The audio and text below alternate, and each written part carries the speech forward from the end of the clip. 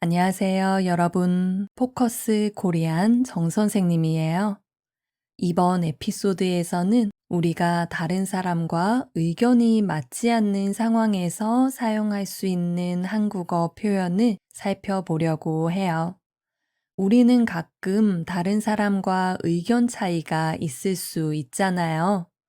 그럴 때 기분이 나쁘기도 하고 속상하기도 해요. 그리고 심하면 서로 말싸움을 하기도 하죠. 그런 상황에서 우리의 감정과 행동을 나타내는 표현 7가지를 배워볼게요. 모두 한국 사람들이 일상에서 자주 쓰는 표현들이니까 잘 들어보세요. 오늘 이야기의 대본과 학습 자료는 페이트리온에 올려놓을게요. 먼저 첫 번째 표현은 서운하다예요. 서운하다는 마음에 뭔가 아쉬운 감정이 남아서 만족스럽지 않고 섭섭하다는 의미가 있어요. 화가 아주 많이 나는 건 아니고 그냥 상대방이 나를 생각해 주지 않거나 내 마음을 알아주지 않아서 슬픈 감정이에요. 다른 사람 때문에 속상하고 조금 상처받은 느낌을 나타낼 때 자주 사용해요.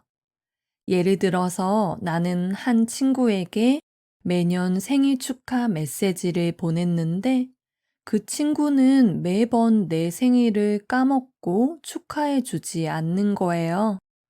그럴 때 우리는 서운한 감정을 느낄 수 있어요. 바쁘면 그럴 수 있다고 생각하면서도 마음 한편으로는 섭섭하고 조금 상처받을 수 있잖아요. 이렇게 서운하다는 다른 사람에게 기대하는 게 있었는데 그게 채워지지 않을 때 자주 사용해요. 상대방에게 내가 바라던 게 충분히 이루어지지 않은 거죠. 다른 예를 들면, 나도 부모님의 관심을 받고 싶은데 부모님께서 나 말고 어린 동생만 챙기시는 거예요. 그럴 때 우리는 부모님한테 서운할 수 있어요. 서운하다는 화가 나다라는 표현보다 조금 더 부드럽고 감정적이에요.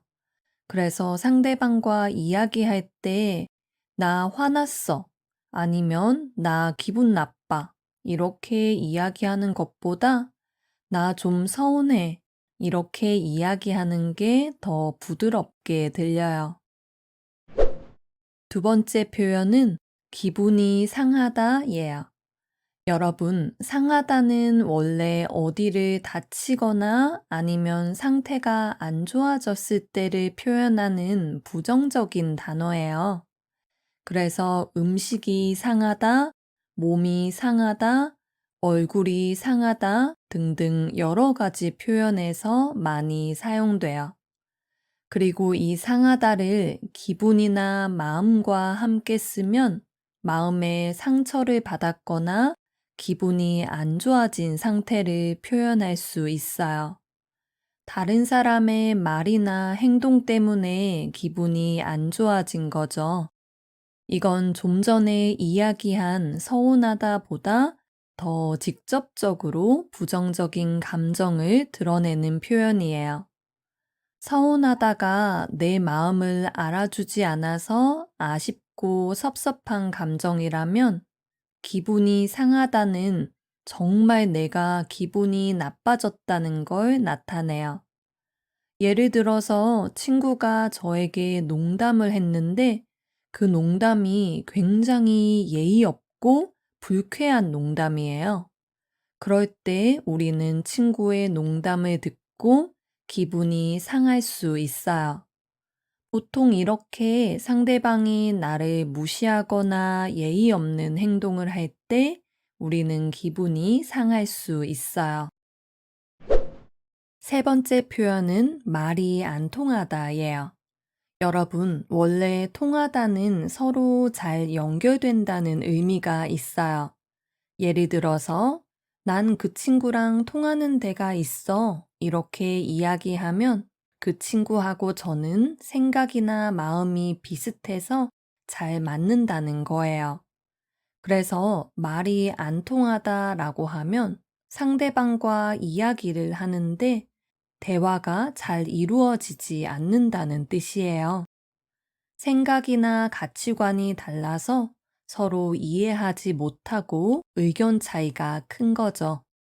예를 들어서 부모 세대와 자식 세대는 서로 살아온 환경이 다르니까 의견 차이가 클 수 있잖아요.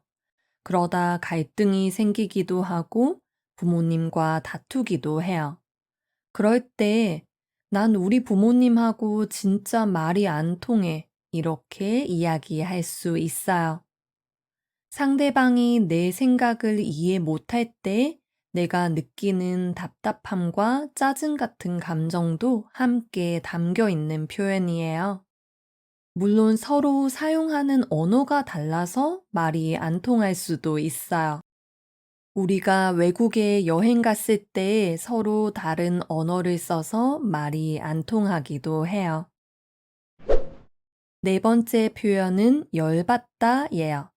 열받다는 너무 화가 난 감정을 표현하는 단어예요. 일상생활에서 편하게 자주 쓰는 구어체 표현이에요.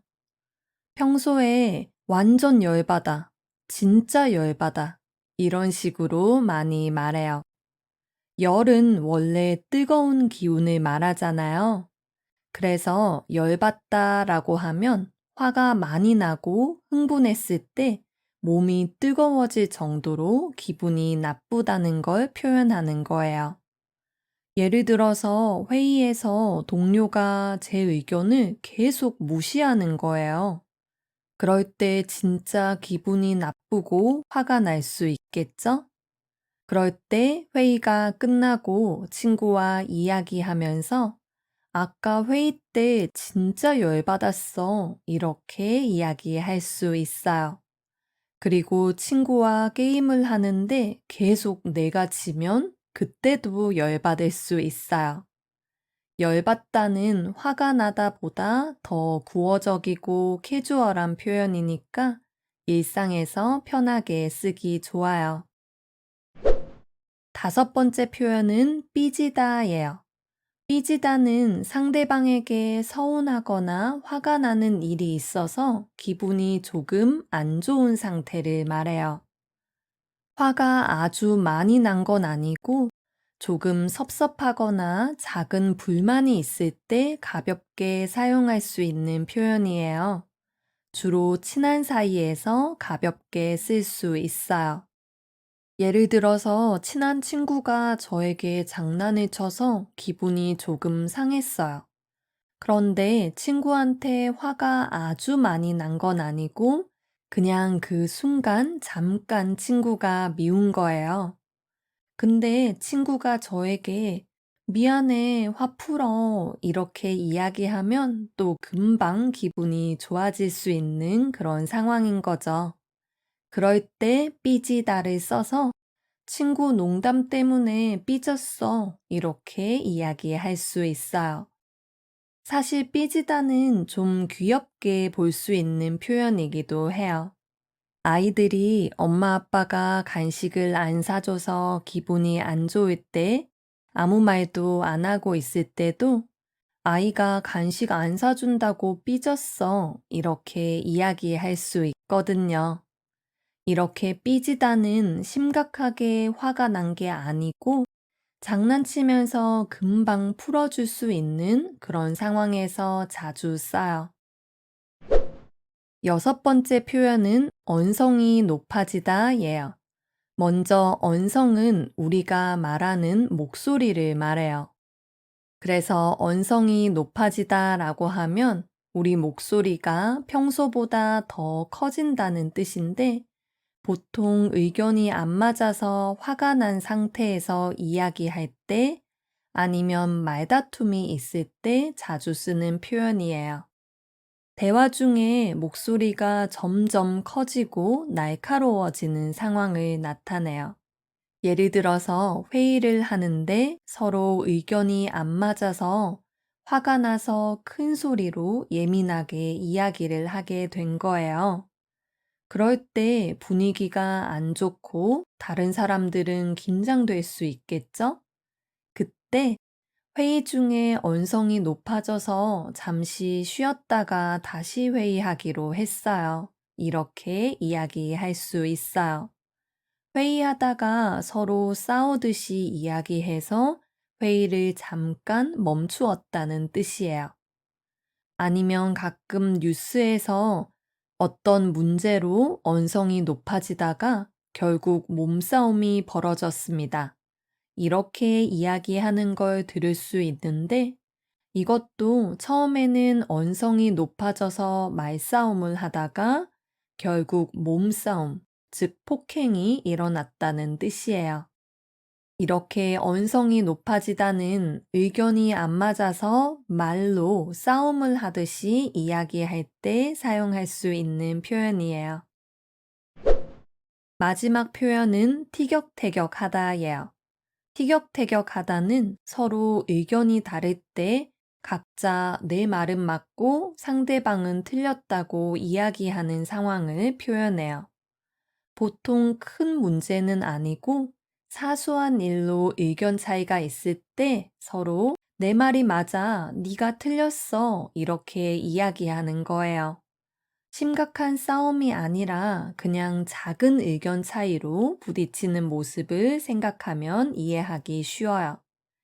주로 형제 자매 아니면 친구 사이, 부부나 연인 사이처럼 가까운 관계에서 가볍게 다툼이 계속 있을 때 자주 써요.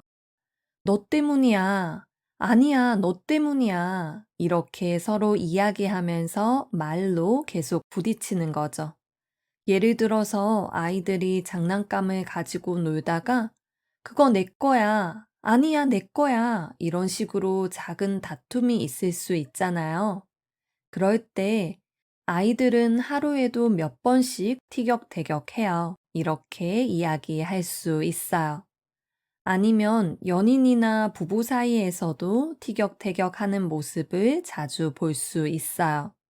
서로 진짜 미워하고 싫어해서 싸우는 게 아니라 그냥 정말 친해서 작은 일로 장난처럼 다투는 거죠. 이렇게 티격태격 하다는 보통 분위기가 심각하지 않고 조금 귀엽고 일상적인 다툼에서 자주 쓸 수 있어요. 여러분, 이번 에피소드에서는 다른 사람과 의견이 맞지 않는 상황에서 사용할 수 있는 표현을 몇 가지 살펴봤어요. 오늘은 조금 많은 표현을 다루느라 설명을 좀 간단히 했는데 이해가 안 되는 게 있으면 언제든지 질문하세요. 오늘 이야기한 표현의 추가 설명과 예문은 페이트리온에 올려놓을게요. 오늘도 들어주셔서 감사합니다.